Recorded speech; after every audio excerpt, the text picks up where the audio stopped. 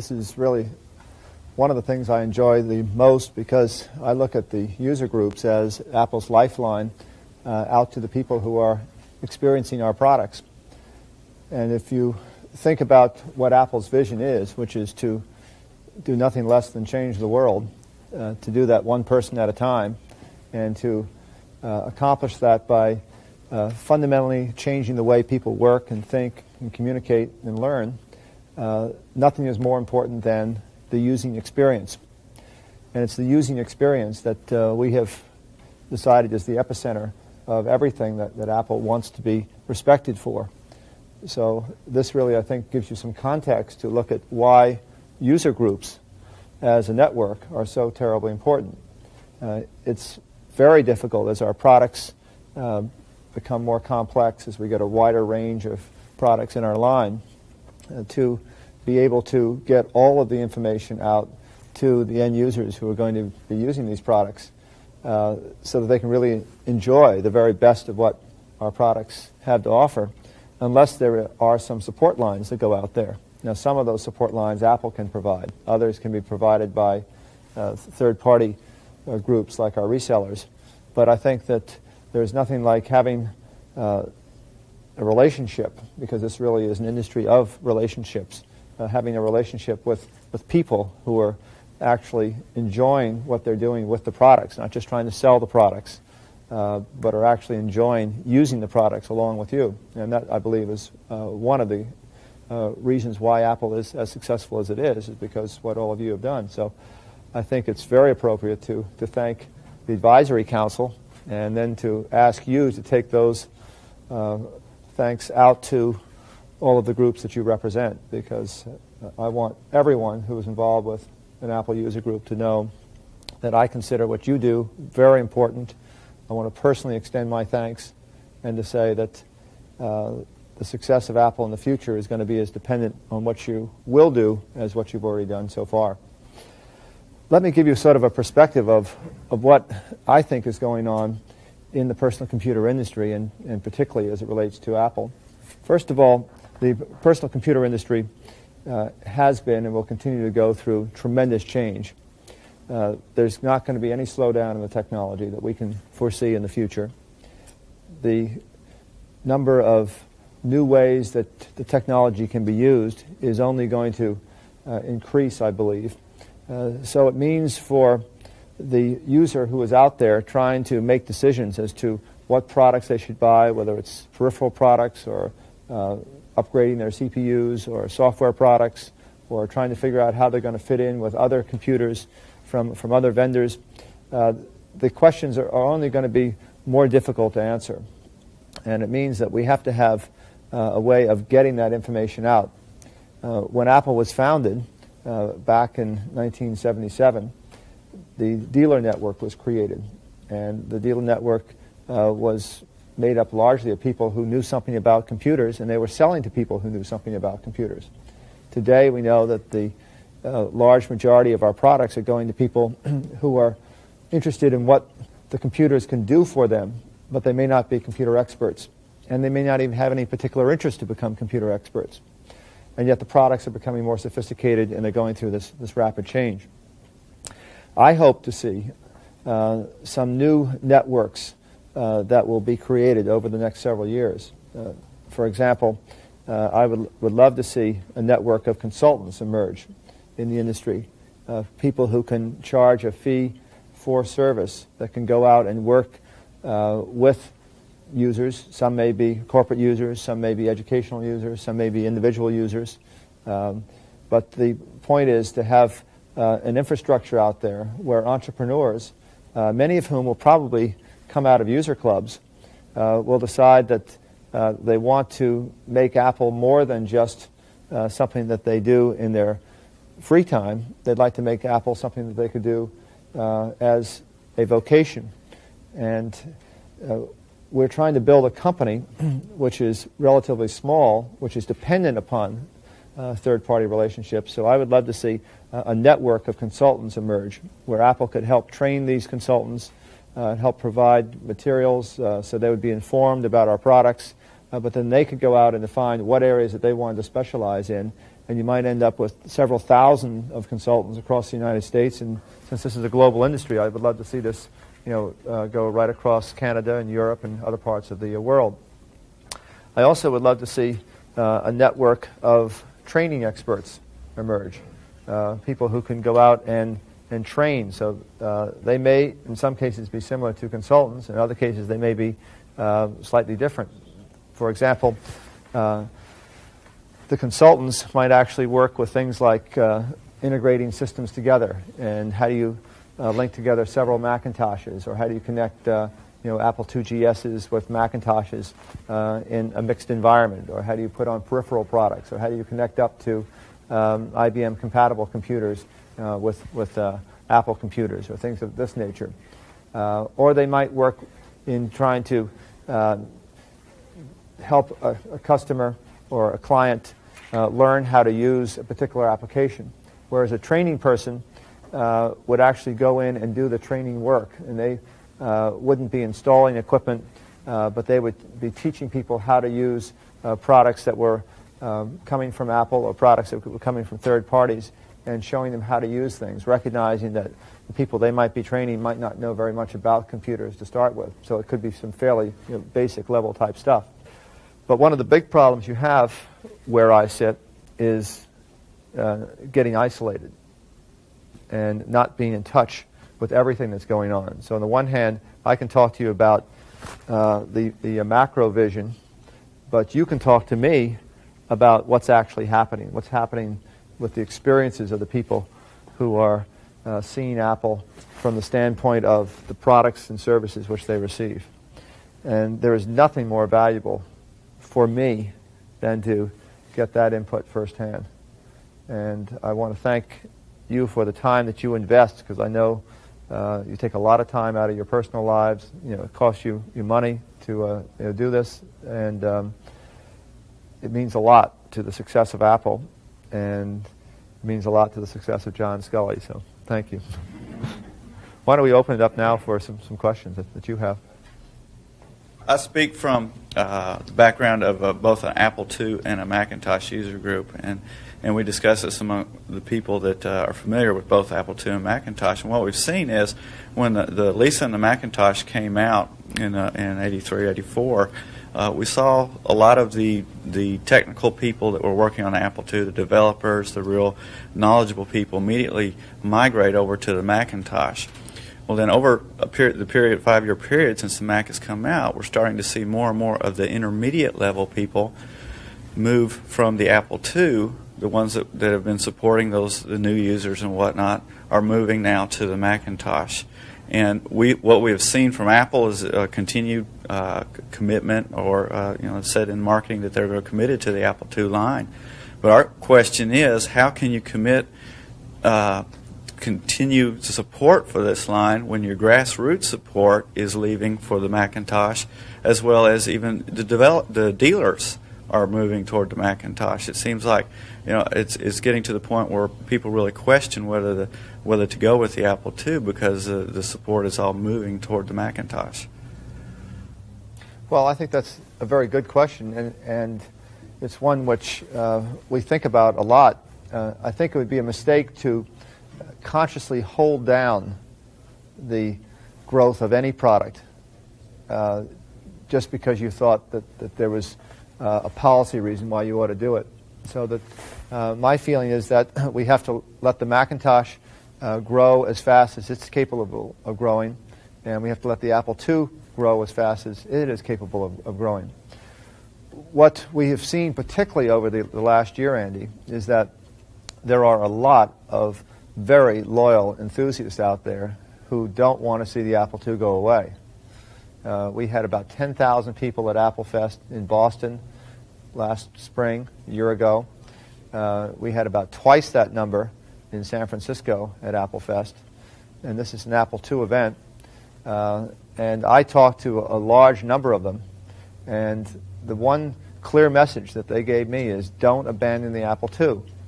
That we know the Macintosh has more advanced technology in many ways, but there are a lot of us out there who really like what the Apple II does, and we want to continue to have support. The difficult task is that we have to find ways that third parties can continue to support the Apple II and make money in the process. And the introduction of the Apple II GSOS operating system, I think, is going to help a lot, because that's an operating system that in many ways has a lot of the characteristics of the Macintosh operating system. So it's got very sophisticated stereo sound, it's got very high quality graphics, it's got color, and yet it's got the compatibility with the Apple II software base that we've had in the past. So my sense is that that's going to be important. Moving the Apple II over to 3.5-inch media was a very controversial decision. A lot of people were worried about what that would do, because there was so much media on the Apple II on the 5.25-inch format.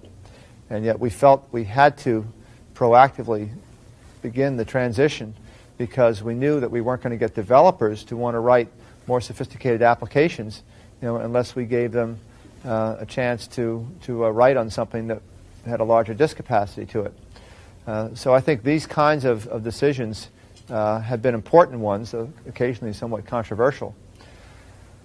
And I think I'd sort of like to hear maybe from the Advisory Council what ideas all of you have that we can do to keep the Apple II going, recognizing that the real momentum in the industry is towards 32-bit processors, and we're seeing the Macintosh have extraordinary growth, and in many cases starting to move into some of the market segments where the Apple II had once been very successful. Keep in mind that the Apple II was a general-purpose computer 4 or 5 years ago, so by definition it was going to bump up against Macintosh or IBM PCs or other computers at some point in time. Well, I'd much rather have somebody who wasn't going to buy an Apple II buy a Macintosh than go buy an IBM PC compatible. So that's sort of the perspective we've used on it. But I'd really like some input from the Advisory Council on what you all think.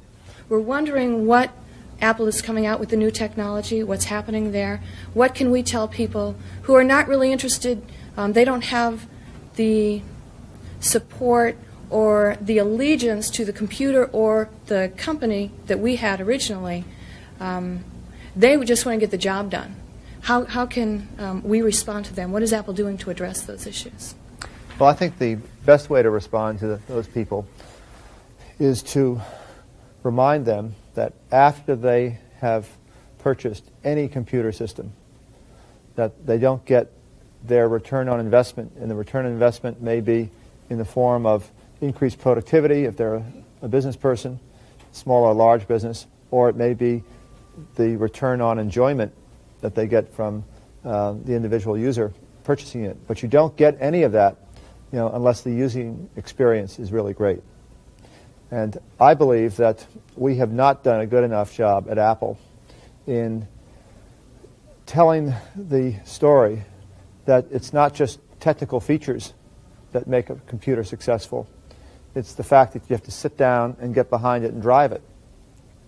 And perhaps the best way to explain that to somebody is to walk into an Apple user group meeting and set up a competitive machine.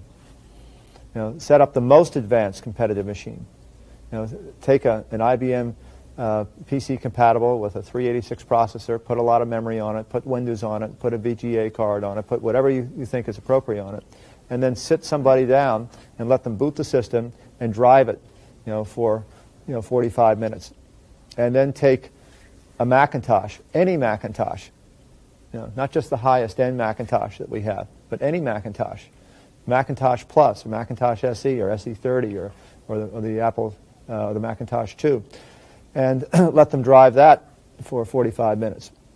And I think the point there is that there has to be a reason why, when we've gone out and done surveys, we find that the average IBM compatible user uses their computer about half an hour a day and uses less than 2 applications in total, in terms of their total knowledge, and why the average Macintosh user is up to almost 6 applications now, and they are able to spend about 2.5 to 3 hours a day on their Macintosh. Why are they doing that? So I believe that that's probably the best context to answer the question. Then, in terms of judging what Apple is doing from a technical standpoint, judge it from the vantage point of the user's experience. What we're trying to do is, as the world gets more complex with computer technology, we're trying to keep things simpler. And we can do that because we focus on a lot of things which are in our control. So we can leverage our strengths. We can spend time in seeing how the pieces integrate well with each other.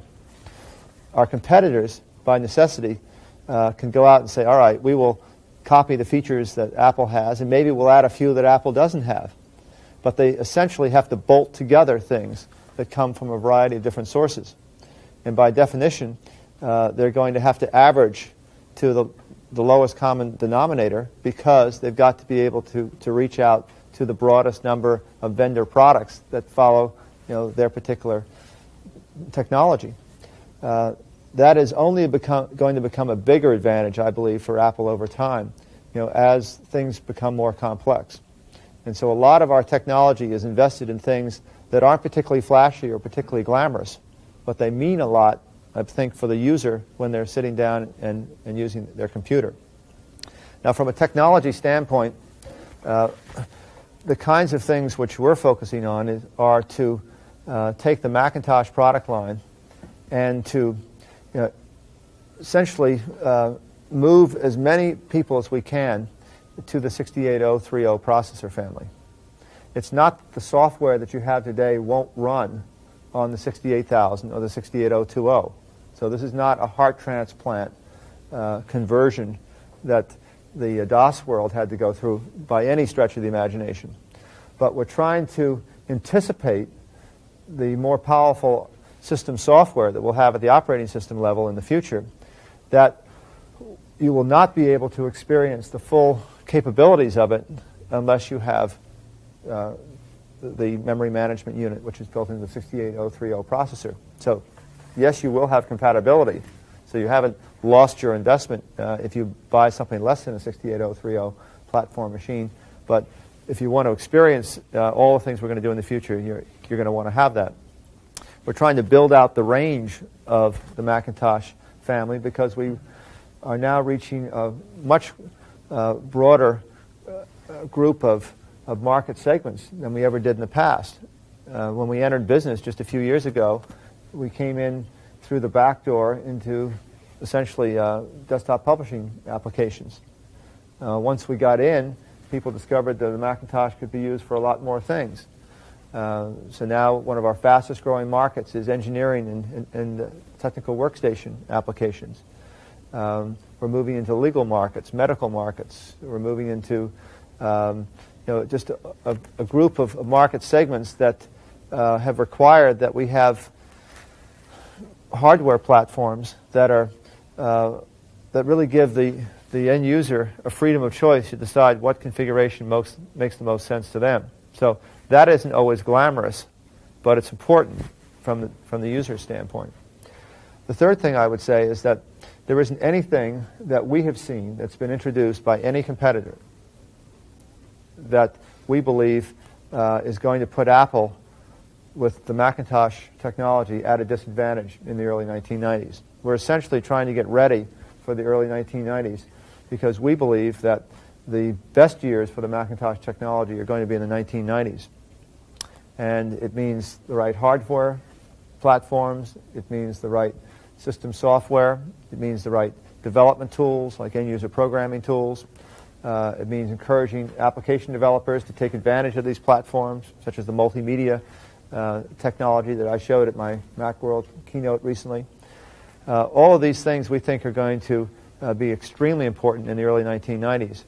So what we're doing may not seem glamorous, that we don't come out and announce a brand new computer and therefore obsolete the computers we had before. We used to do that and people got mad at us. Now they're getting mad at us because we don't do it. So my sense is that you have to sort of strike a balance, and we're trying to strike a balance that will only make the Macintosh worth more in the future. But I can assure, I think, every user across the world that they are not going to be at a disadvantage versus what competitors will be offering as we go out into the 1990s. In the winter of 1989, we will introduce a new Macintosh. And this will be one that will be essentially building off of the great success that we've had with the Macintosh 2. So this will have a 68030 processor. It will have a new bus architecture to it, but it will be a compact Macintosh in terms of a small footprint. And this means that you will trade off 3 slots, for size, but you'll pick up, performance because it has the 68030 processor in it. Now, this Macintosh, I think, is going to be extremely successful because it's the most versatile one that we've ever introduced, meaning that it can be configured in more ways than any other Macintosh we've ever offered. As an example, it not only has a small footprint, but it's introduced with a full-page display, which can sit on top of that CPU, which means that it's not much bigger than we've become accustomed with the compact line of SE and Mac Pluses. The CPU can be turned on its side, and it can sit next to a large 21-inch monitor. You can drive a color monitor, as well as a black and white monitor. You can take all of the cards that the Apple II or the Macintosh 2 or the Macintosh 2X have. And it's a product which can do something that I think is going to be very important to a graphic artist, to power users who have to work with spreadsheets a lot, to engineers who have to do CAD drawings, let's say, on the one hand, but also have to turn those into reports or proposals. And that is the support of 2 displays at the same time. Now, one of the subtleties of the way that the Macintosh has been architected is that we can support more than a single monitor at the same time. So I think this particular product, which is going to be called the Macintosh 2CX, is that some of the most powerful uses of this computer are going to be used with 2 displays, so that someone will have a full-page display on one side, and they'll have the CPU in the center, and then next to it they'll have maybe a color monitor, or they might have a 21-inch display, so that if you were working with a spreadsheet, you'd have a large spreadsheet model on your large display, and then you'd be able to cut and paste into a report and see the full report. If you were working as a graphic artist, it might be just the reverse. You might have some of your tools over on the smaller display, and you might be compositing on the large display. If you're an engineer, you might be using your CAD tools or other engineering applications on the large display and preparing your report on the smaller display. If you are a clerical worker, a secretary, or if you're a manager in an organization, large or small, forms, I think, are going to become increasingly important. So having a small footprint product with a full-page display with one monitor, so you can see the entire form, I think is going to be very important. So, is that innovation in a revolutionary sense, or is that innovation in an evolutionary sense? Well, it's going to be revolutionary from the standpoint of the way that you use the product. But it's going to be evolutionary from the standpoint that it's the same architecture, it's building off of the strengths that we've had before, it's learning the lessons of the power of the Mac 2, but it's learning the lessons of the compactness of the SE. So I think that we have to strike this balance between, where do you revolutionize and where do you evolutionize? And this is a very good example of a product that I think is going to capture the imagination of a lot of people and say, wow, this is exciting. And people will call it revolutionary, but in truth, it's really very evolutionary.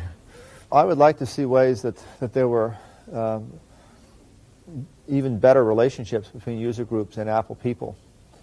Ellen Leonce and her team, in my opinion, have done an absolutely extraordinary job of building the bridges with the user groups and expanding user groups into areas that we never had user groups before. But that's a relatively small number of people. I would love to see more contact with our field people with user groups, field people attending user group meetings.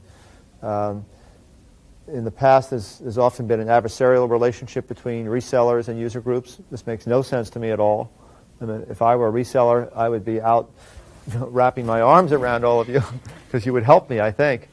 So I think we've got to find ways to get our resellers to understand that user groups are a wonderful resource, and resellers ought to be helping them, not trying to, be aloof. So I think there's some things we can do, and we'll try to work hard at that over the coming year.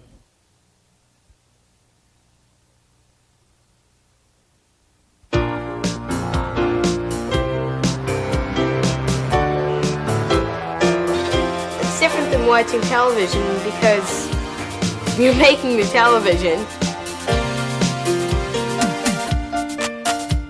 It allows students to bring in a whole new world of information to their Apple II computer. At home, it offers people a lot of increased opportunities for creativity and imagination. It's really neat when you can put yourself into your drawing. Introducing the Apple II Video Overlay Card from Apple Computer. It lets you take the words and pictures you create on your Apple II and combine them with video. You can take video from your video camera, VCR, video disc, or television, feed it into your Apple IIGS or IIe, superimpose graphics, text, or animation from any Apple II software program, and display your creations on a TV or record them on a VCR. You've probably seen video overlay before, on TV sports programs and on the news.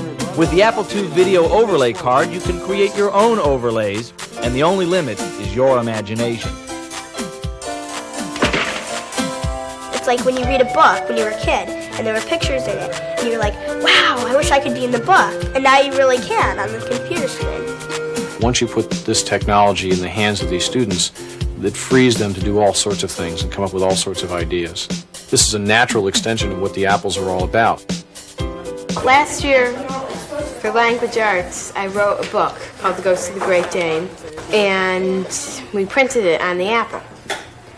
We're trying to illustrate it now. It's about this group of cats called the Main Street Cats. We took a video of Heather reading her story. She's going to be in the bakery door. Allow me to introduce myself. I'm Smokey, the leader of the gang. This is Tiger, my cousin, Pumpkin, my best friend, and Princess, a white cat with black spots. She's sort of my girlfriend. And these are the Siamese twins. Not real Siamese twins, silly, twin Siamese cats. Oh, neato, because now the web... It's really interesting and fun to combine pictures that I made myself with television images. When you put them together, you can do so many things. You just put reality with fantasy, and it's really neat. As a teacher, it opens up things tremendously. Kids who wouldn't respond to any other sort of stimulation now will respond to the video, respond to the computers, and use them in a far more creative way.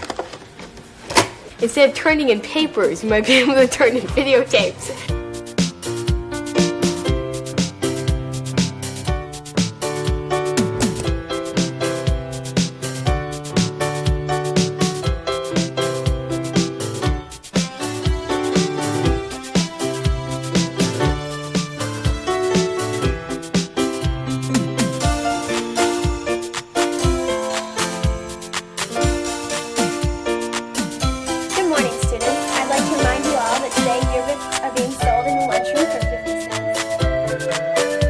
What excites me about using the Apple II Video Overlay Card and the Video Mix software is that it allows us to marry the density of information on video disc and videotape to the intelligence of the computer. And to have those two things together in one package is unbeatable. One of the things that interested me with the Video Overlay Card is that as we do our own videos, we can now begin to become more creative.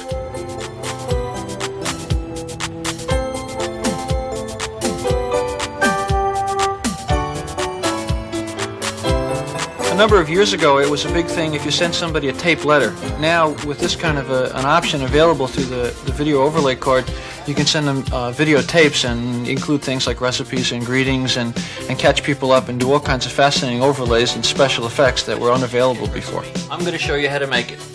I could see the opportunity for us to catalog what's in the house, overlay it, and keep a record of it for insurance purposes. Our two children that are working with computers a lot, one has a hobby of swimming and the other has a hobby of horseback riding. Well, my favorite thing in the world to do is to ride horses. I've been riding them for 6 years. The reason that I did this piece is to study the different movements of the horse. All that I did was put dots on all of his main ligaments and then just connected the dots to see how he moves. It didn't take me very long to do because the video card and the video makes it very easy to be able to look at the video on the computer. I was really amazed by what I saw because I didn't know what was going on until I really looked at it as the whole piece of animation. It's actually very interesting. I'm impressed with the ability now to integrate in one piece of machinery through the computer lots of different things that we have out there. For those families that have a video camera and VCR, that this offers a whole new range of creativity and imagination to the family. The Apple II Video Overlay Card makes your Apple II computer more powerful than ever before. At home and at school, the world of personal computing has come together with the world of video, and now there's a whole new world to explore.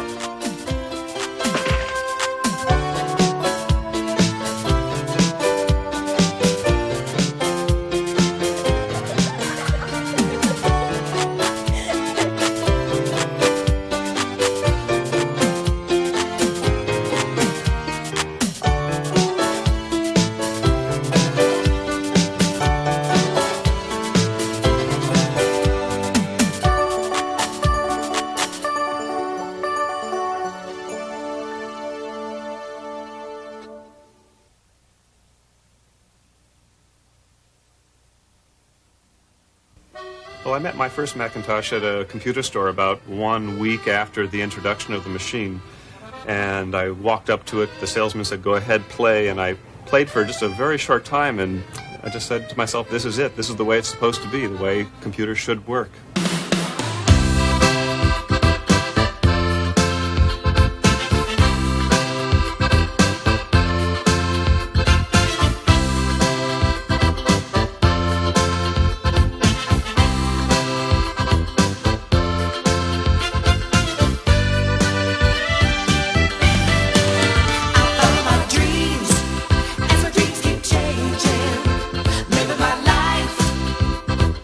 All the way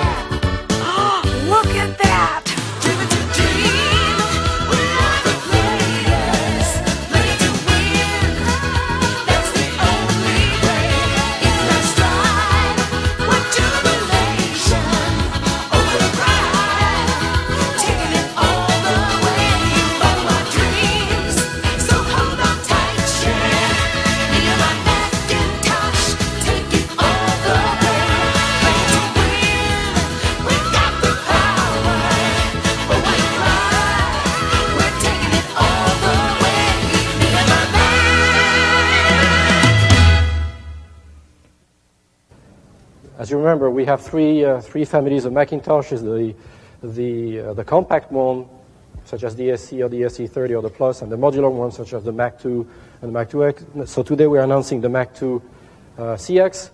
And what I'd like to do first is give you an inside guided tour of the Macintosh 2 CX.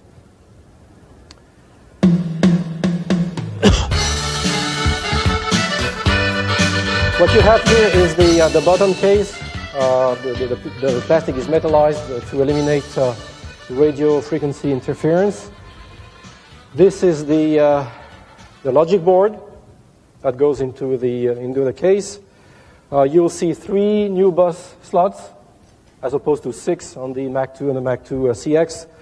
And you have the Motorola 68030 processor, the floating point coprocessor. This is the ROM. There's a SIM slot for future ROM upgrades. These are the 8 SIM slots for DRAM. We have, as you know, we have lots of DRAM, so you know,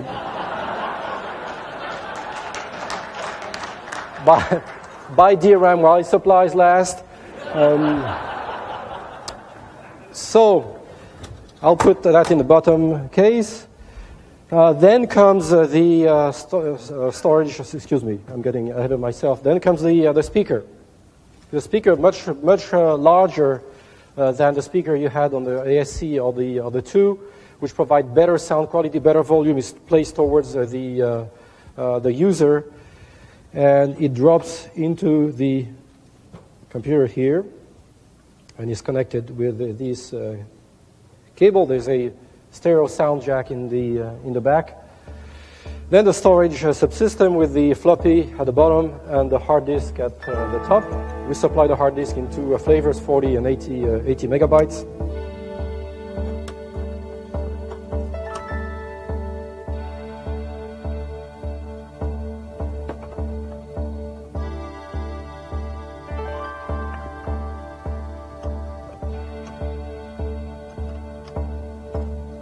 I'm nervous, you know. Everything they said, everything worked at the rehearsal, you know.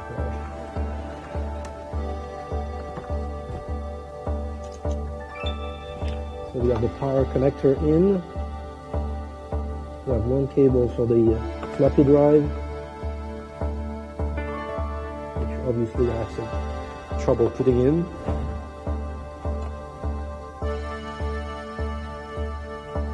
Don't try this at home, you know, as they say.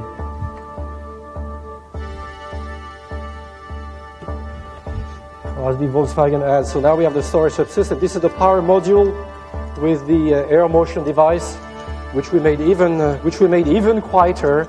Ventilation is from front to back to keep the noise out in the back, and the power supply module drops in place. This is the Nubus video 8-bit video card that drops in here. And we have a fully assembled Macintosh 2 CX here. And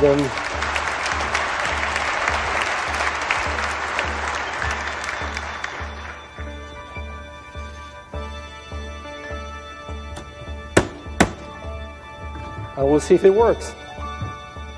So maybe I can get a monitor. I'll plug the keyboard and mouse.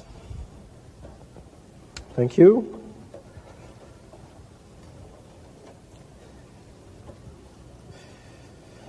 Sound. This is one of the video cables.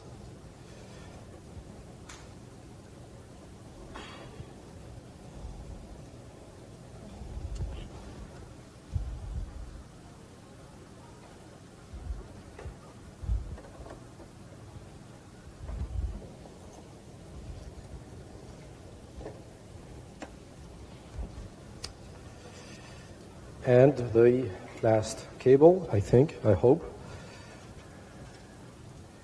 And we'll see if it works.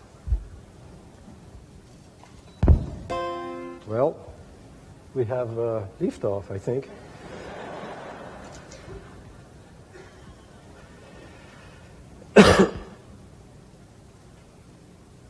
Yes, yes.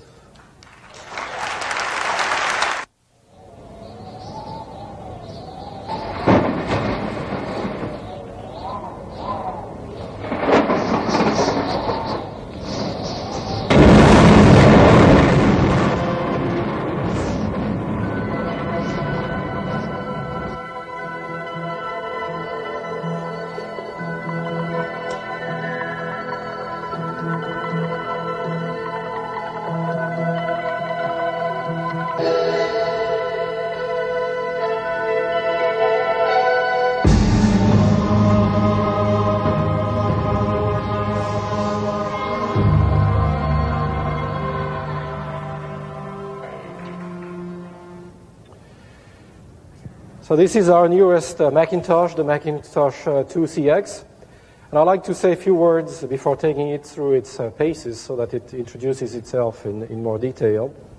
I'd like to say a few words about the design goals we had. One was to obviously listen to feedback from our customers who cared for a computer that would be even quieter than the Macintosh 2. That would take a less desktop space and could be used in various positions. You saw a lot of Macintosh 2s being used on their side. Well, this computer is designed to be used on its side. You can have rubber feet on the side. You put it, on the right or the left of the computer, or you can even put it under the counter. We wanted to incorporate what we thought was the best of design for manufacturing, which I hope I established by showing how easy it is to assemble and repair the computer. We wanted speed and more speed. We wanted compatibility with the past of system software and application software, as well as a platform that was ready for the future of the system software evolution. So this is, in my opinion, the nicest computer we've done so far.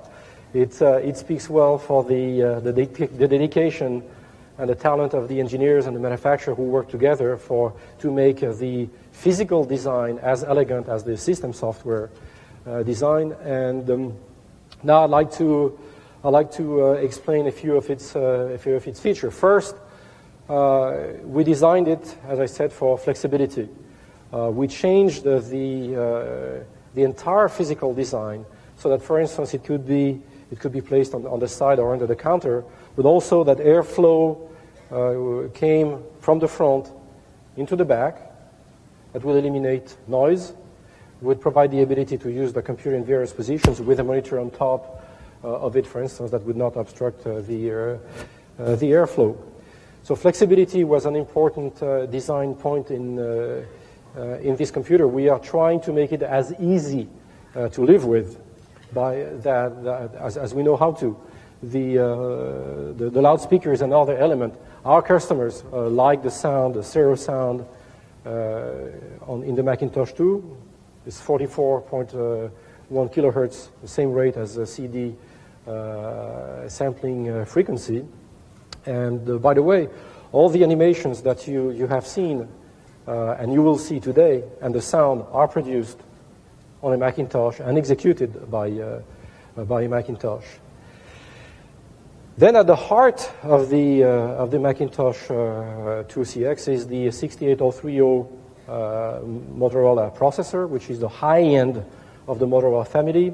In the Macintosh 2CX, you have a 16 megahertz full 32-bit processor that provides about 4 times the throughput of a 68000 that you find in a Macintosh SE, for instance, in part because of the clock frequency moving from 8 to 16 megahertz, but also because of the wider data path as well as the on-chip data and instruction cache.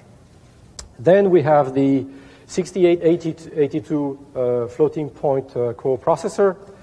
That core processor is fully compatible with the 881 that we have on the Mac 2 and provides about 400 times the speed that you can observe on a Macintosh SE. And we'll get back to that with some proof of that later today. Then we have NuBus. We have 3 NuBus slots instead of 6. which is why we managed to make the footprint substantially smaller than with the Macintosh 2 and the Macintosh 2CX. Let's remind ourselves that this is a 32-bit bus, very high speed, that provides the ability to have multiple masters on the bus, meaning you can have very intelligent cards designed independently of the main processor that can offload the machine of complex stack for graphics maybe someday, and definitely for communications in the near future. Memory, there are 8 SIM slots on the motherboard. Depending on whether you use 256K or 1 megabit chip, you can have memory coming in 1, 2, 4, 5, or 8 megabyte of capacity on the motherboard. And this motherboard is ready for 4 megabit parts, so the capacity will be quadrupled when the 4 megabit parts will become available, for which this computer has been designed. The disk drive, the floppy drive, is the new super drive from Apple Computer, 1.4 megabyte of capacity, compatible with the 400 and 800K formats that we used previously on the earlier Macintosh. It also provides data file compatibility with other environments, such as Apple's Apple II Product environment, but also MS-DOS and OS/2 environment, thus making our customers' lives even easier in a multi-vendor environment, so they can move data around without difficulty. So this is the Macintosh 2CX. This is the latest member of the modular family as opposed to the compact. Now we have some more exciting products, and to introduce them and talk about our overall company strategy, I'd like to bring to the stage the product manager in the sky, the chairman of the boards, John Sculley.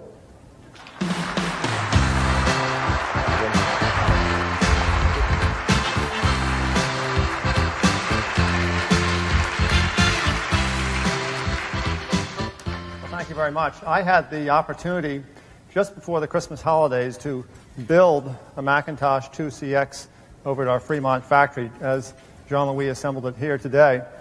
And it really brought home for me how true the statement is that our products really show the philosophy of our company. This is Apple Computer at its best.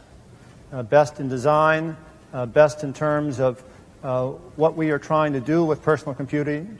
And in many ways, this will shape the destiny of Apple and personal computing as we head out into the 1990s. So what the Apple IIe was for us in the early 1980s and what it helped us to become in this decade, I believe that the Apple IIcx is going to serve a similar role in the late 80s and as we head out into the 1990s. This may be one small box, one CPU, but it represents many different computers. And that's what I'd like to talk to you about for a few minutes now.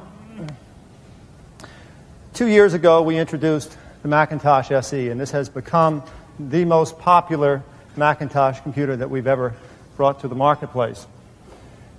But even amongst its greatest enthusiasts, there has always been a great desire to have a larger screen, to have expandability, and to have a product that could support color. With the entry-level 2CX, with the Mac 2 12-inch 640 by 480 black and white screen, we have a product which addresses many of those issues, and it gives us the new bus expandability. But I think the product that I personally am most excited about is the one I'd like to introduce to you right now. And this is the 2CX with a portrait display. I've had the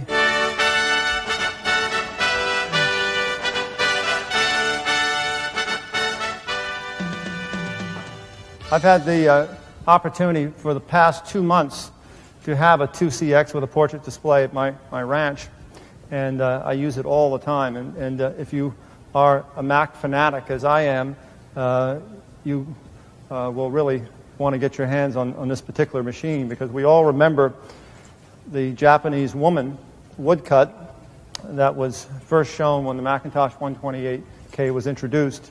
But we've never seen all of the picture, and I'd like to show you the rest of the picture.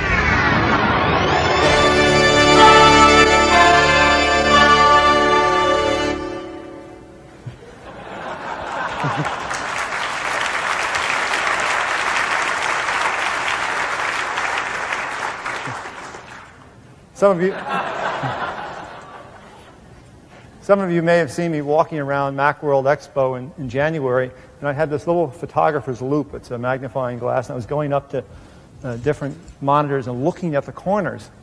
And I saw some people saying, "What's he doing?" Well, what I was doing was looking at the resolution, because for a full-page portrait display like this, with wide deflection, it's very difficult to get sharp focus in the corners without having bowing in the center of the screen. And what our engineers have accomplished here is a no-compromise display. It has the same resolution that we're used to with the Macintosh 9-inch screen, a higher DPI. That's 72 dots per inch. This is actually 80 dots per inch. Supports 4 levels of grayscale. In fact, it can support all the way up to 16 levels of grayscale with the 8-bit card. And this is a product which I first realized the importance of high resolution when I was writing my book a few years ago. I started out with a third-party display because I wanted something larger, but then I had to move back to the 9-inch screen on my SE, because sitting in front of the computer hour after hour was very difficult with flicker and soft focus.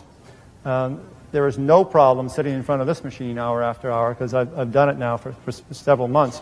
I'd like to give you an example of just what graphics look like. One of the big opportunities, I think, for the full-page display is to open up new uses for the Macintosh. Claris has come out with a product called Smart Forms. Here's a Smart Form for the 1040EZ, which some of us will be filling out pretty soon for our income tax here in the United States. It lets you see not part of what you get, which is what WYSIWYG has been for many of us, but it lets you see all of what you get when you print it out on an 8.5 by 11-inch page, or an A4 in Europe on a LaserWriter printer. And that it becomes obvious of the significance when you look at forms. Here's a look at what some graphics look like. This happens to be Adobe's Illustrator. And here's another one, which is PageMaker.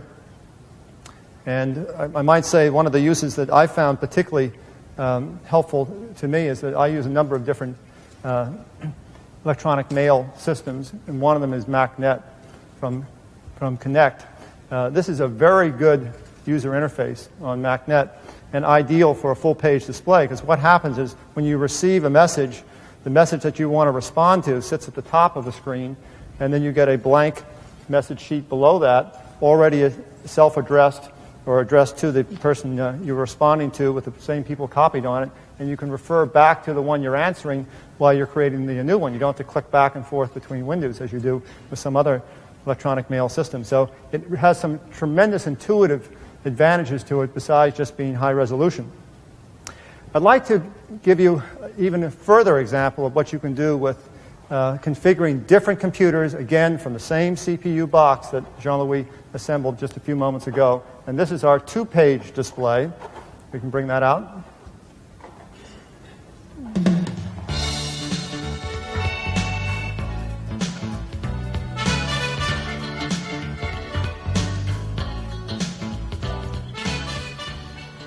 Now, the 2-page display is something we've been working on for several years.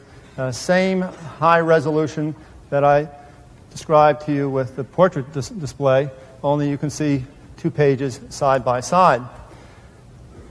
What Apple has always been good at is recognizing a high technology that may be used by a few, and then say, how do we take that down and popularize it so that ordinary people who are non-technical can use that and get the same level of enjoyment as well as functionality out of it. The setup I've got here happens to be using 2 displays. It's got the 2-page display and the portrait display, both being driven off of the same Macintosh CPU.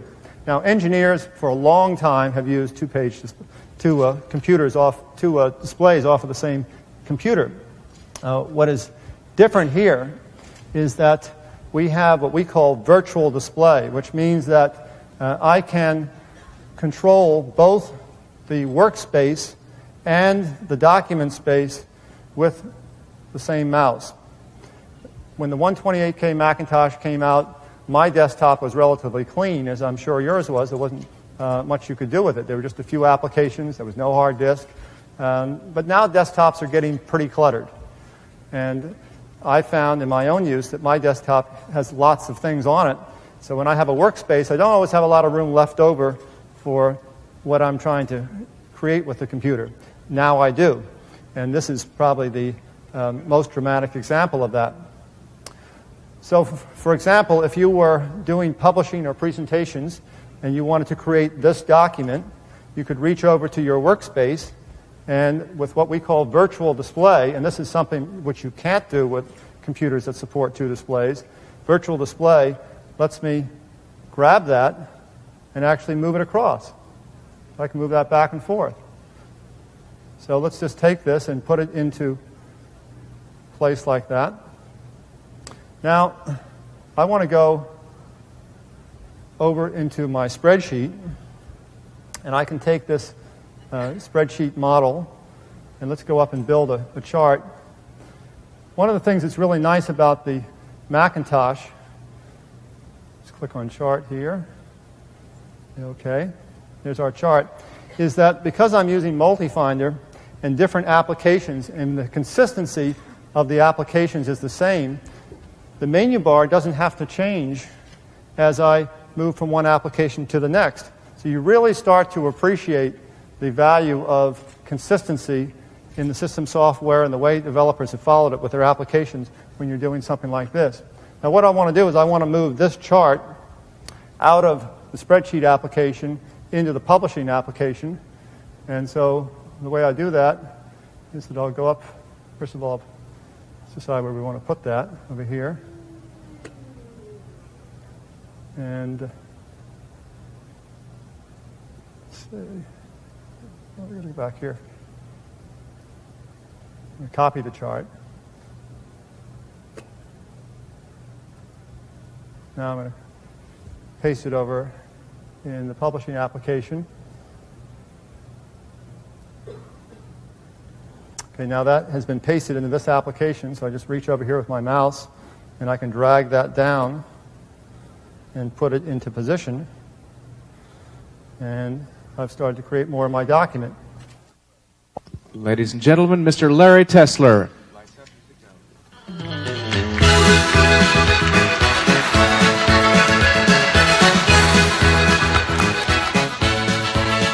Hello, I'm here today to give a bit of a personal perspective that ties together the announcements you've heard today with a little bit of the past, a little bit of the future as seen by myself.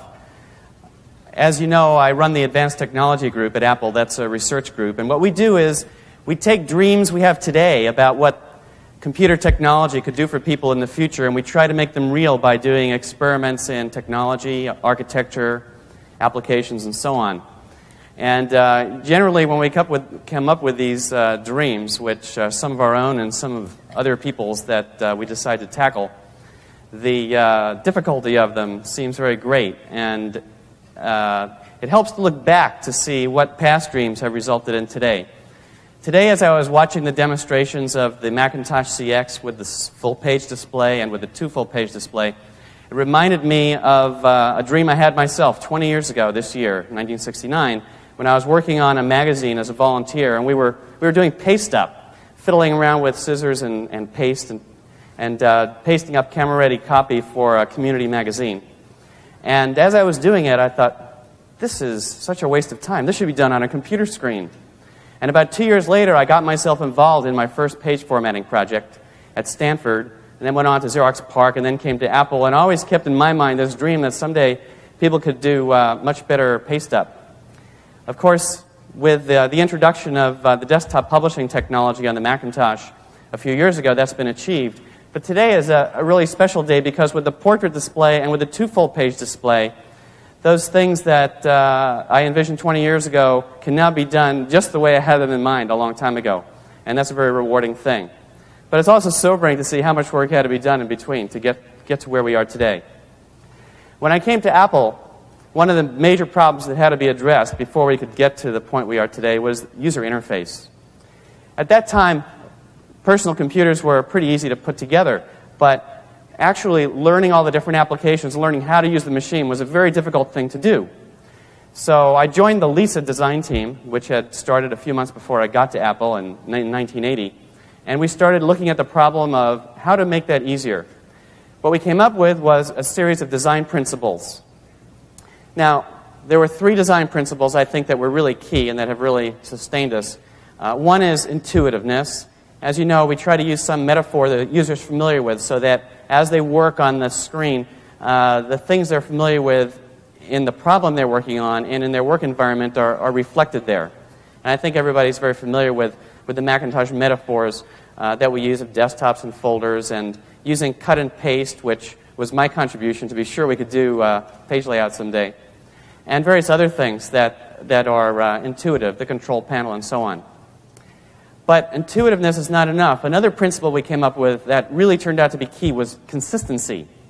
The idea, as John pointed out, that as you move from one application to another, what you've learned in one can be applied to another. But it's more than that. With Multi-Finder, as you go back and forth between applications, if you needed to be running into unfamiliar menus and different sets of commands as you went back and forth, that would be particularly difficult. So with Multi-Finder, this rule we made about consistency has become even more important. Another thing that's been extremely important is integration. When you buy a Macintosh, you're not buying hardware designed by one vendor, an operating system designed by another, network designed by another, and so on, and then bolting them all together.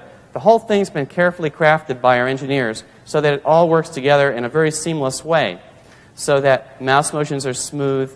If you can print on your local printer, you can print across the network, and so on. And yet, we're able to, because of the design of the architecture of the Macintosh, we're able to interface the Macintosh with other computers, for example, to connect our network to other networks. And again, for the user, the experience is unchanged. They get that consistency because of the way we've integrated those other people's network protocols and our protocols together.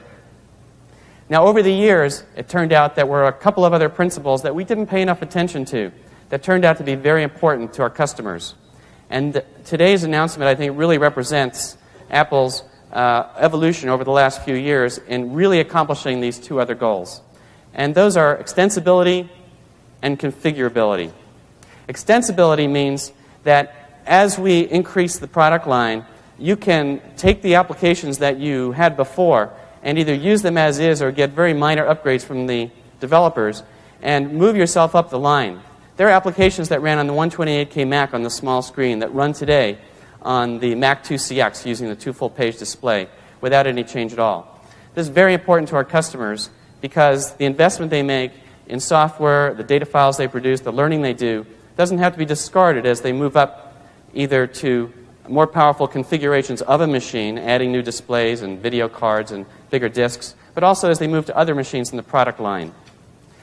The other thing that we found to be important was configurability, which again, the Macintosh 2CX announcements today really display, and I think John went into that very well in terms of how you can attach all these different things to it and set things up the way you like it. Hi, I'm Alan Lauren.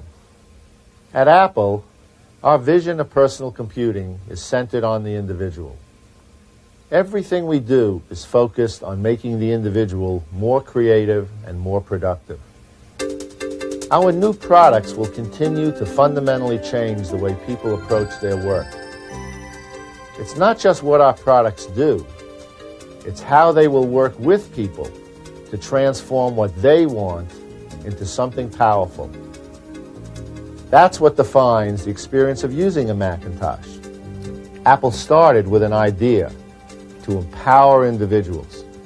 And the best way to demonstrate how Macintosh changes the way people work is by actually seeing the way individuals work with the Macintosh. So we'd like to show you some people who use Macintosh to work, create, and express themselves in many new ways.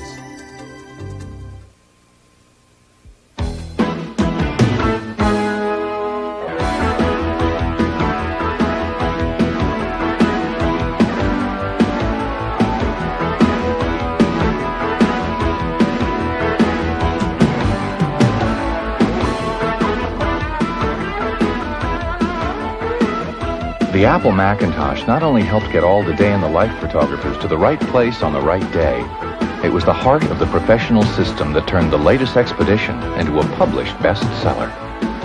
What's so great about the Macintosh is it never gets between us and our ideas. We can try a lot of different variations in a very short amount of time because the Macintosh is so fast and efficient. We can do the whole book on the Mac. We can do layouts, photocropping, typography, mechanical artwork, and it'll look just like it will when it's published.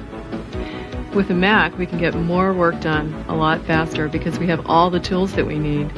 We have a complete professional publishing system right at our fingertips.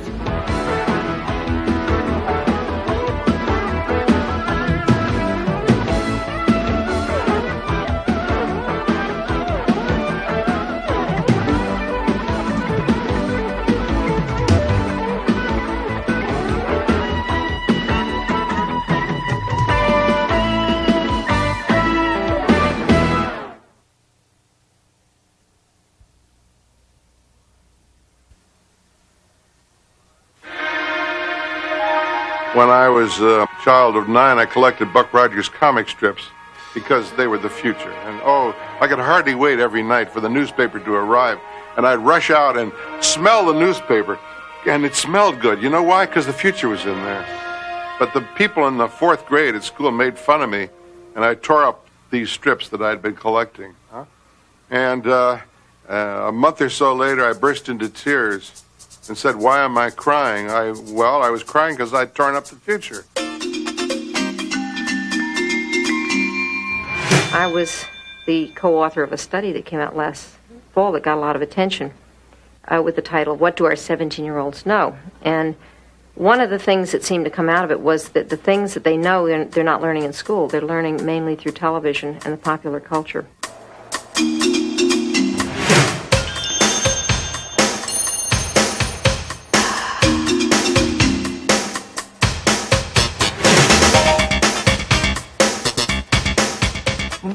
Been time for such a word tomorrow and could you read this speech to me, please? Who would you like to read it? The Williamson reading. The Queen, my lord, is dead. She should have died hereafter. There would have been a time for such a word tomorrow. I do it more like a newspaper story. Is that okay? That's fine, Holly. But try to stick to one particular event in the story, like Lady Macbeth's suicide or Duncan's murder.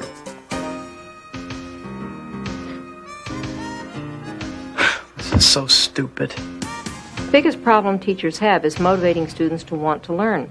The teacher has that tool to bring the kids to a kind of a fever pitch of wanting to complete a task, wanting to see something accomplished successfully. Then I think that this will become a tremendous resource for the teacher. It won't supplant the teacher. Well, what did you like about it? I don't know. I guess I like the last scene with Macbeth and what's-his-name fighting and Macbeth gets killed. Mm-hmm. But you can't tell what it looked like, you know? Why don't you show me what you think it looked like? Stage it for us.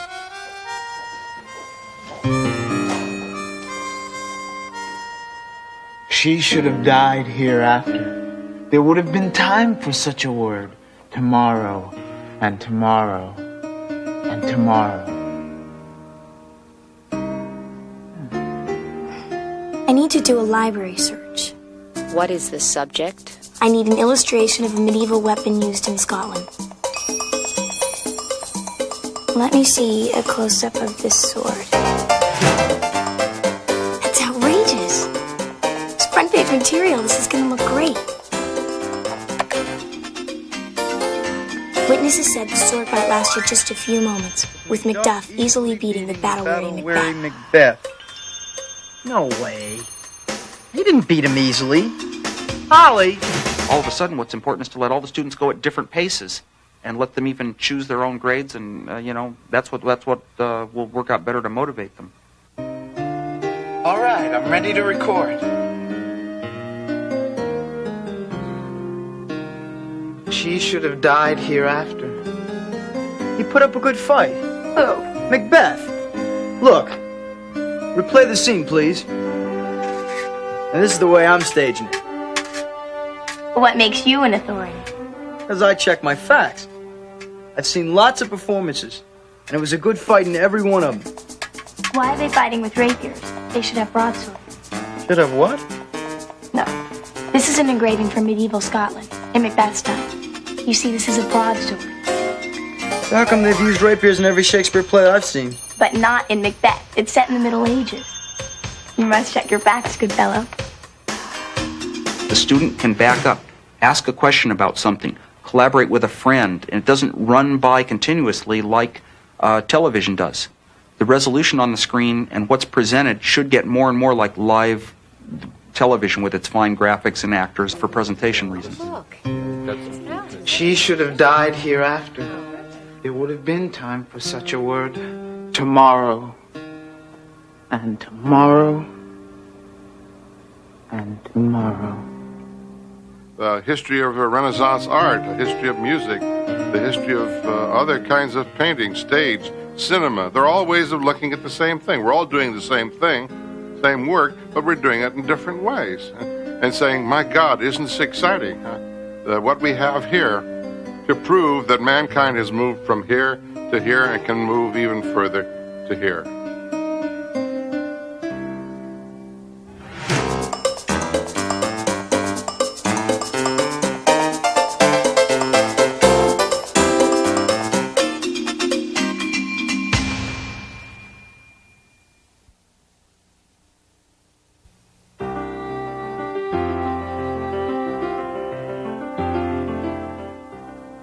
As Apple's Vice President of Networking and Communications, I direct all of our company's data communications research and development.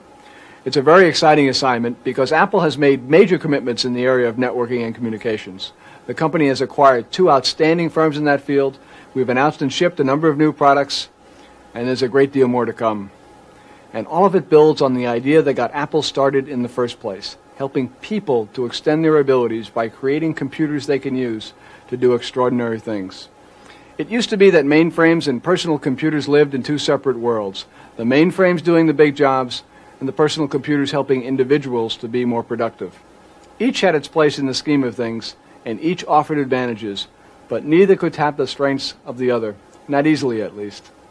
When you bring these 2 worlds together, not only do you increase the capabilities of the individual, but you also make the existing mainframe system more useful to the organization.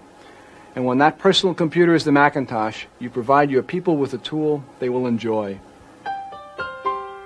The Macintosh has an intuitive interface that people learn quickly so they can get on with their jobs without the need for a lot of training or continuing day-to-day support from the information services people.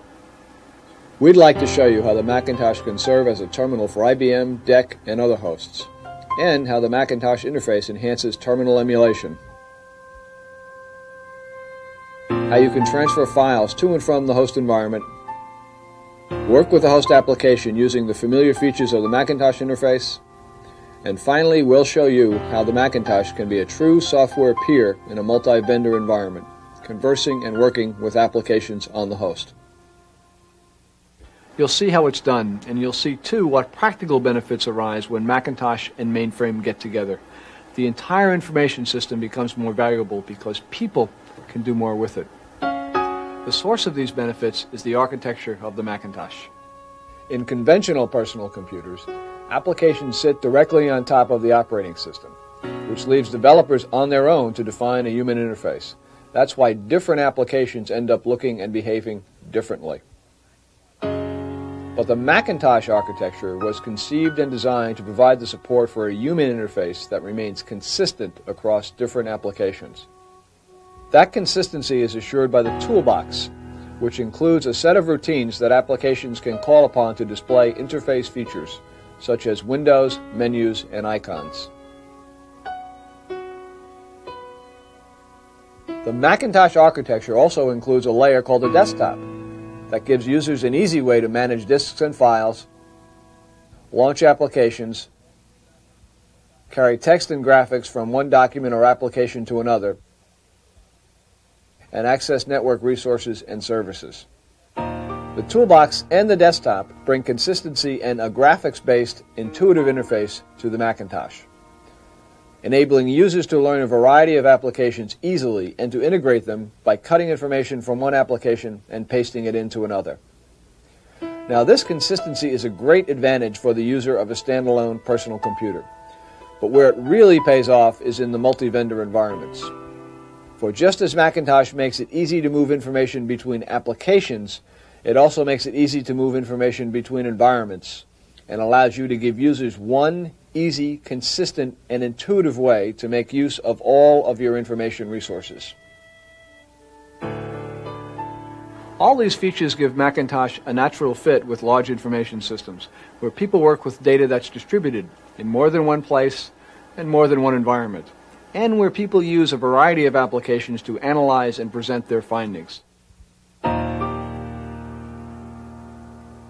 Macintosh can emulate the terminals you use now, so that information can flow easily between the mainframe and the desktop, without any need to modify the programming on the host.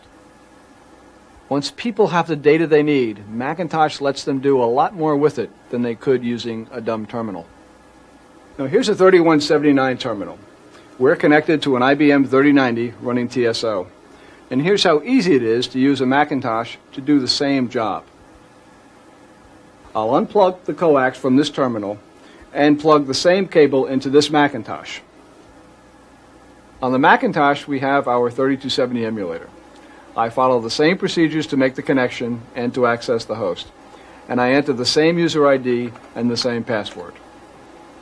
And what we see on the Macintosh is the same information presented in the same form as it was on the terminal.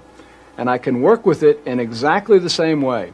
We can connect and communicate without any changes in system administration. As far as the mainframe is concerned, the Macintosh looks and acts just like an IBM terminal.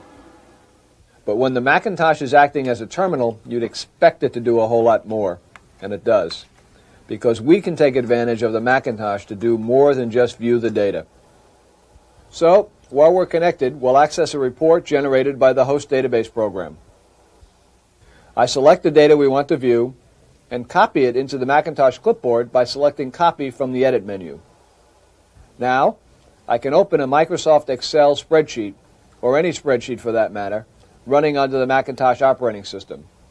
I select Paste to put the data into my spreadsheet, and I can manipulate it just as though I've typed it in all by myself. Now, to make the data part of a report, I'll create a graph, paste it into a document, and print it out. What we did in the IBM environment, we can do just as easily in other environments, such as DEC, for example. Let's connect to a VAX, and let's do it while we're still in session with the IBM system. We can use any of a number of VT100 terminal emulators. So we'll get the data we need from a VAX database report, and there it is. I'll select it, copy it, and paste it in the spreadsheet. And so, a user can take data from a host and, through terminal emulation, get that information into the Macintosh environment, where it can be treated like information created on the Macintosh. Word processors, spreadsheets, and whatever else I want to use are right at hand, waiting to receive information from any number of hosts. In fact, from this spreadsheet, I can actually open a report that resides on the VAX and import the data directly into the spreadsheet. Digital Equipment Corporation and Apple have been working together to provide even closer Macintosh to VAX integration. So when the Macintosh is connected to a VAX system, it is fully integrated into your network and can make use of all the network's functions: electronic mail, file access, remote terminal services, and inter-process communications. So, as you've seen, you can use Macintosh for terminal emulation in your existing information system, the mainframe computers, the communications hardware, the cables. The value of doing that with a Macintosh instead of a terminal is that you can transfer information to the Macintosh and manipulate it there, with all the benefits of the Macintosh interface.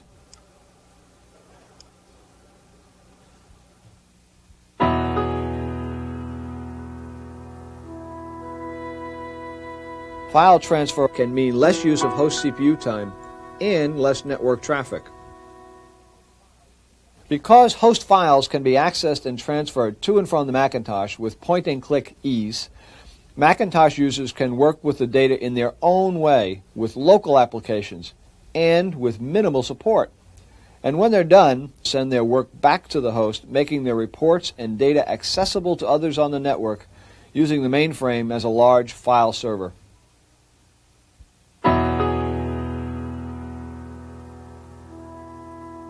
Many of the people who need to use information aren't experienced at using computers. So the next level of Macintosh to mainframe communications makes host applications look like Macintosh applications to end users. Here, the Macintosh interface provides a front end to mainframe software. Dealing with complicated host applications, either through a terminal or through a conventional personal computer, can be difficult. And that can mean data sessions that are longer and more complex than they really need to be, and inefficient use of your information resources and your people's time. The Macintosh interface can help you get more out of your investment in existing host systems because it can make those systems easier to use. Here, we're using Apple's HyperCard software to work with a mainframe SQL database. HyperCard gives you the programming tools to build front ends for mainframe databases, to use Macintosh interface features such as windows, icons, programmable buttons, and graphics. So the user can connect to the host, request information, and update data with the same intuitive point-and-click interface of a local Macintosh application. It communicates with the host through an SQL-based connectivity language like CL1 that translates the user's inputs into the host's own query language. Absolutely no changes are required to the host applications that also access the database. And when the data is transferred to the Macintosh, CL1 makes the information available in a form that HyperCard can use. The background form that the user sees is part of the local HyperCard application. The data that fills in the blanks comes from the mainframe. There is a growing number of Macintosh applications that can use CL1 to communicate with existing SQL databases. Besides HyperCard, there are databases and spreadsheets available that can work with these host applications without any modification to the host software.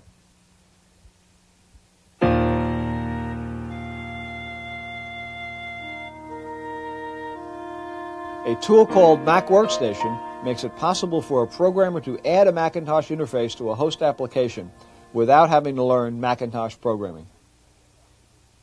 The host application can be written in any language, so programmers can use the skills they've already developed and even applications they've already written. Mac Workstation runs on the Macintosh and acts as a bridge and a translator between the host application and the Macintosh toolbox, bringing the Macintosh interface to mainframe data. To use Mac Workstation, the host programmer adds commands to enhance the existing application, so the application can specify what the Macintosh will display to the user. This code tells Mac Workstation to display a dialog box. This identifier can be followed by a character string to add more details, such as text. And other commands invoke other elements of the Macintosh interface. When the application runs, it will send these messages to the Macintosh. The amount of data added to the transaction is very small. It doesn't include all the graphic details, just the specifications. So network traffic is less than it would be if the host had to spell everything out. Mac Workstation is an extension of the Macintosh toolbox that interprets the message and calls other features of the toolbox to draw a dialog box. And what the Macintosh user sees looks like a Macintosh application. Clicking on the button will tell Mac Workstation to return a response to the host. And what the host sees is the command code it expects. Here's a database session as it runs from a VAX terminal. And here's the same application driven with a Mac Workstation front end. To add this kind of enhancement to host applications, programmers don't have to learn Macintosh techniques. Mac Workstation allows them to invoke the Macintosh interface with a minimum of commands to give their clients the power of mainframe applications with an interface that makes those applications easy to use.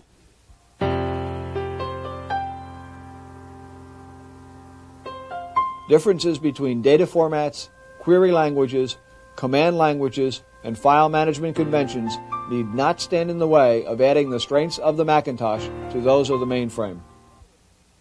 Here's another example of Apple's commitment to connectivity in multi-vendor environments. Mac APPC, Apple's implementation of IBM's LU 6.2 protocol.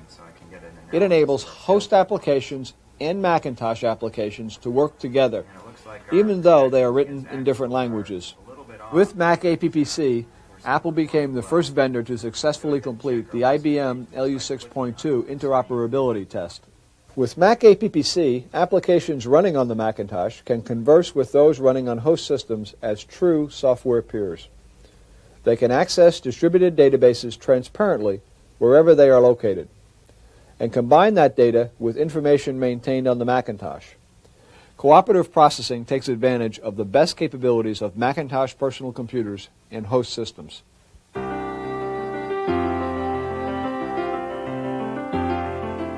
The Macintosh personal computer does more than merely connect seamlessly with other devices on a network. IBM, digital, mainframes or minis, terminals or MS-DOS personal computers. The Macintosh adds significant value to enterprise-wide information resources.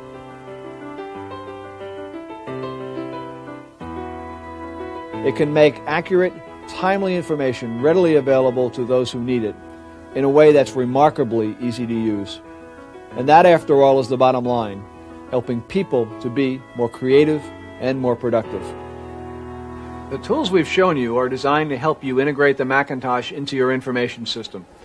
And you don't have to scrap your present hardware to get the benefits of Macintosh technology, to provide a higher level of information services to your whole organization.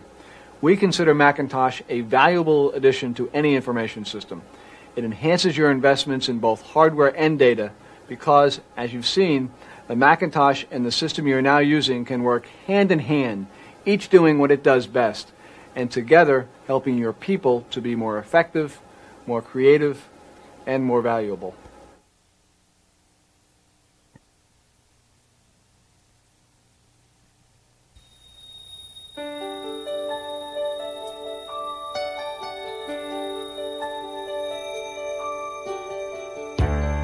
Oh, to be young, when every day is a new experience, a new lesson in the school of life. And in real-life schools, we ought to know, because we're with your students and teachers every day as partners in education. But you already knew that. What you might not know is that an Apple computer can be as powerful in your office as it is in your classrooms, as it is in offices throughout the business world.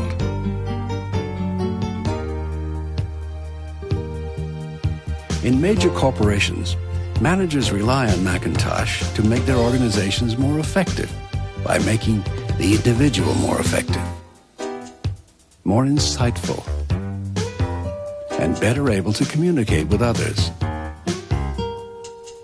From the design world to the financial markets, with a wealth of software for managing mountains of information, teaching new skills, or balancing budgets. The very same types of things that you do. In perhaps the most important business of all, the business of education. With software especially designed to help you keep track of students, keep track of books, and keep track of funds. To help you design new facilities, present test score trends to the school board, or publish a report to the community.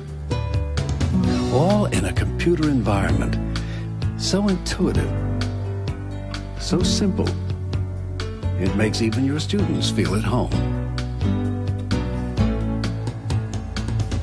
An environment that connects you to other computers, even mainframes, and makes them more accessible and useful so you can communicate with everyone, from your secretary to your school board president. across the district, or across the state, just by pointing and clicking. But the beauty of Macintosh isn't on the desk. It's in the corridors and in the classrooms of your schools.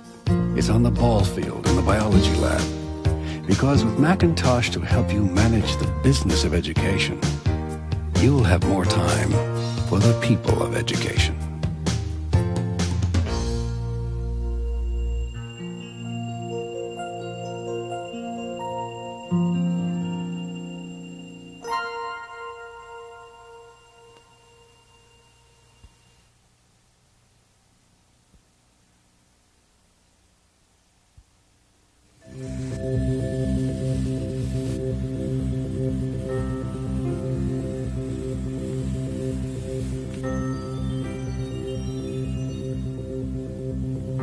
Alfred North Whitehead, the English philosopher and mathematician, once said that civilization advances by extending the number of important operations which we can perform without thinking of them.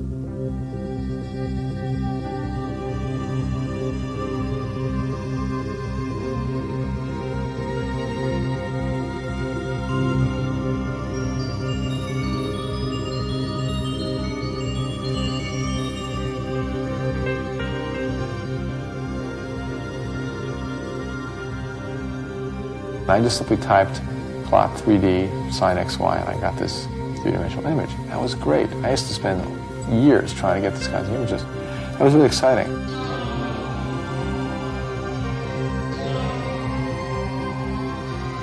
To be able to generate 43 or 100 or 200 places of Euler's gamma constant or any other thing you wanted, it's absolutely extraordinary.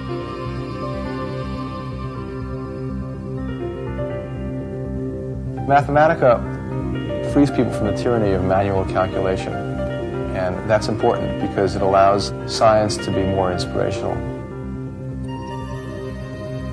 Within months of its release, Mathematica began to transform the world of mathematical research and instruction.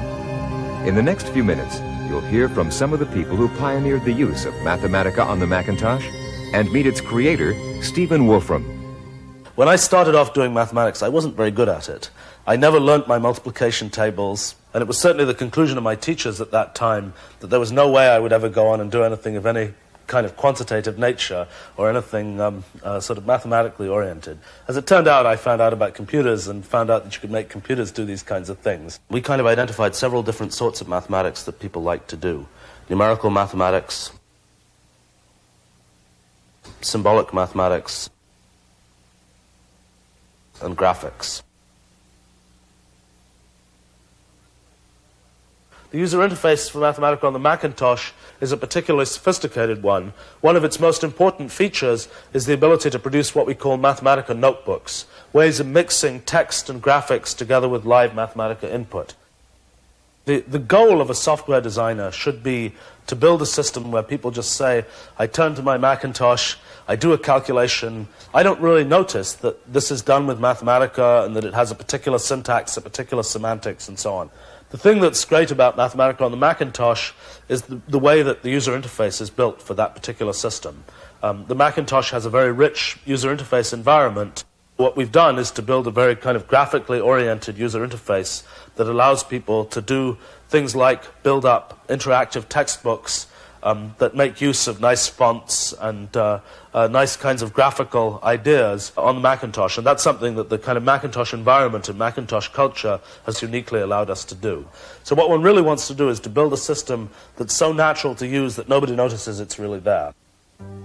Today, professors at universities across the country are using Mathematica and Macintosh to educate a new generation of scientists and mathematicians.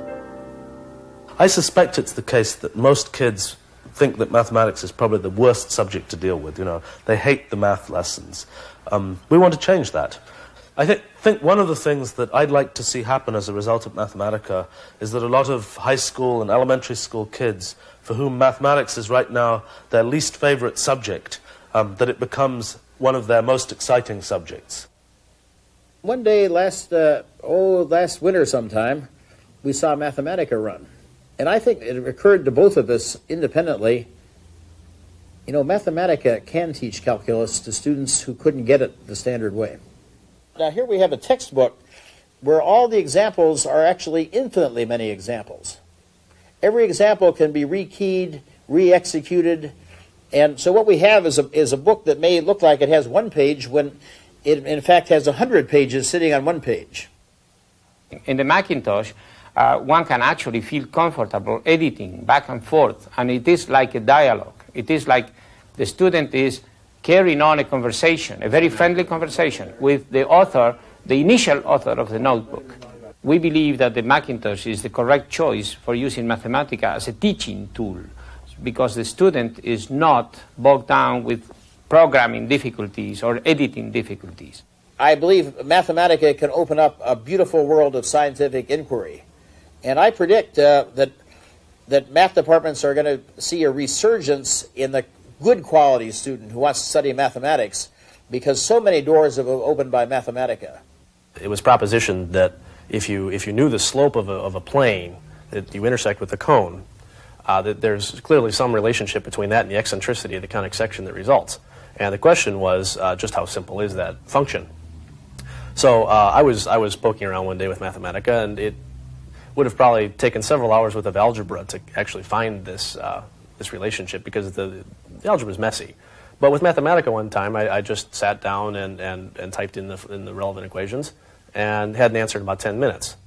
And so with the use of Mathematica, you're allowed, in some sense, to wander into zones of thought where you might not be inclined to go otherwise. I teach a calculus course to MBA students. Some of them are French majors and history majors.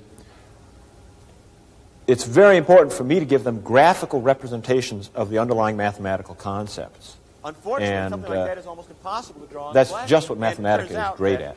Calculus is about maximizing things. So if you can describe your profit function as a function of two variables, you might be very interested in how to maximize a function of two variables. That means, in Boy Scout lingo, that means finding the highest point in the mountains. In the past, computer-assisted algebra, mathematical processing languages were only available on sophisticated computers, and this made it impossible to put this into the mainstream of university or high school education in America. But now, because it's available on Macintosh, a common computer means that we can expect common students to do uncommon things. Mathematica on the Macintosh gives researchers new techniques to gain insight into their work across a broad range of disciplines. There are researchers at universities, government labs, industrial research labs, and so on. One thing that I've been surprised by, pleasantly I think, is that those researchers don't just come from mathematics and applied mathematics and physics, they come from all different areas. One of the exciting things that I've done with Mathematica was to analyze a case of contested science coming out of Paris. There was an absolutely extraordinary claim made by a scientist that high dilutions would still have very active biological effects, and I was one of a team of people that went over to France to look at this, and I reanalyzed the data later with Mathematica. And in connection with that, this shows what would have been observed if the only effect operative had been statistical noise. That's the theoretical line, that's the dashed line, and the solid line is what actually we observed. And you notice there's just 3 bins here. And one of the things I did was to compare the graphs using different bin sizes. Very easy to do, and here what you see is more and more bins being added. Initially the fit gets better, and then as you go on, there's more noise added into the picture, and the noise comes to dominate the entire thing. The very useful thing you can do here is look at the effect in real time of varying the bin size, and it's very exciting to be able to interact with the data in such a quick fashion, go back and forth and see. It gives you a much better feel for the data than you'd otherwise have. One of the reasons I think Mathematica and Macintosh fit together so well is Mathematica is structured in such a way as to allow you to think very simply about the work you're doing, and the Macintosh is structured in such a way that you can interact with the computer in a very easy way. I think the Mathematica notebooks will be the first in an ever-changing series of electronic journals. In this notebook, what I've done is I've pasted in a couple of pictures of comets. Then I've digitized these images, and then I simply pasted them into the Mathematica notebook. What I see happening, and if I go further with this, is to actually show this at scientific meeting, rather than waving my hands and trying to draw lines on the blackboard or trying to hope that through my gesticulations people will understand that I'm talking about comet tails and flowing plasma and everything. They actually see it there in the notebook, and they can test it. They can do their own experiments where they can put different terms in the equations. And I think that allows scientists to review your work much better than simply being in a meeting and receiving whatever you want to tell them. I think this is very important for science, and this will significantly advance science. I think science will always have the same amount of perspiration and inspiration as before, but we will eliminate calculus and differential equations and graphics from the perspiration category, and that'll give us more time for having more sophisticated inspirations. The quality of intuitions that one can gain in working on a problem in my field or many other fields of science that I'm familiar with often is influenced by the quality of the visual imagination one has. And when that imagination can be boosted and aided and speeded by a graphics presentation system for mathematics like Mathematica, it's bound to improve certain classes of intuitions. I have to admit that I've always had enough government money that I always had programmers working for me, and so I never learned to use the computer myself. And so it was only the students and the professional programmers who did it. And then I tried to learn using the IBM PC, and I have to admit I hated it because it was so fussy and I couldn't remember whether the asterisk came before or after the colon, and I didn't use the thing for many hours a day. And then when the Mac came, I decided this is the machine for me. And so I have now learned to use it, and I depend on the machine heavily. One of the reasons I think scientists have switched in large numbers recently to using a Macintosh is simply because it's not only easy, but it has very sophisticated software for doing data analysis and especially graphics. And it's very useful to be able to understand data that way graphically. One of the nice things about Mathematica is that it interacts quite successfully with existing software, so that you can send out a text file and pick it up in Mathematica, open it up, and do the special sorts of processing at which Mathematica is uniquely good.